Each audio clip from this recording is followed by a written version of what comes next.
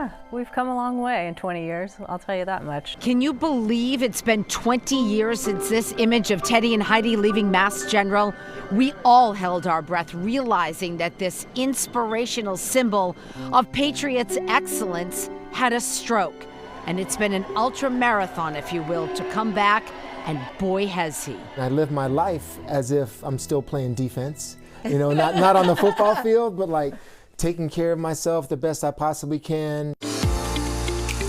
And it's not just taking care of himself, it's with the team that he started and we've teamed up with here at Channel 5, Teddy's team, where they lace up for stroke awareness with Teddy and Heidi inspiring them every step of the way. But it wasn't always like this. They wanted to stay in the sidelines, not talking about it until a friend, teammate, and now Patriots head coach changed their lives. I just wanted to forget about it. It was like, why do they keep asking me these questions? Why do I have to do this every single week we play about coming back, and I have to answer this? And I mean, the story is I walked into one of our defensive meetings and Vrabes was sitting there right next to me. He saw that I was distraught and I was just shaking my head. He was like, "Brew, what's wrong?" I said, "Man, they keep asking me about the stroke." He paused and he says, "Listen, man, you're never gonna live that one down." Thanks, man, you know what I mean? But how right is that? I mean, it was something that had never been done before. I come back to playing football after a stroke. It's like, Brew, you're never going to live that down, man. Accept it. Yeah. It was just straight up. And I was like, damn, I guess you're right. I mean, here we are 20 years later, and I've learned to just say I'm proud to be a stroke survivor. This has happened. This is who I am.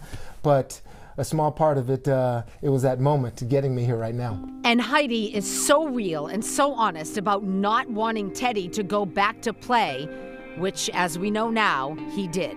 I don't want anybody to think that we jumped right in and said, let's make this team and we're going to raise awareness. It took some time to get to that point.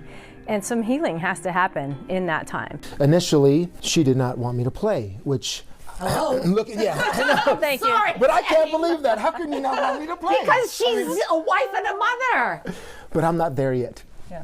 And I just wasn't. It was hard for me to understand. We had a little bit of tension before I came back to play. That's and honest. we had to get on the same page. I really had to come to where she was in understanding. And I think she had to come a little bit to where I was and why I was trying to, I guess, regain who I was. To live. Yeah.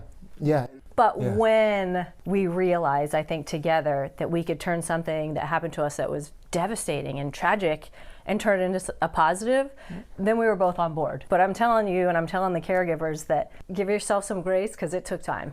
Could you have done this journey without that lovely person right there next to you? No, absolutely not. You hesitated. No, it's only no.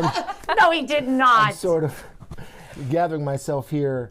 We're flashing back of when, I don't know, it's still so, clear in my mind of when it was dark in our hallway on our second floor and we were outside our bedroom and we were having one of our, I'll say it, fights about she doesn't want me to play, I want to play. And we're just finally about to come to grips with we need each other. And I remember sitting on the steps and, we were both crying and I was just telling her I can't do it without you.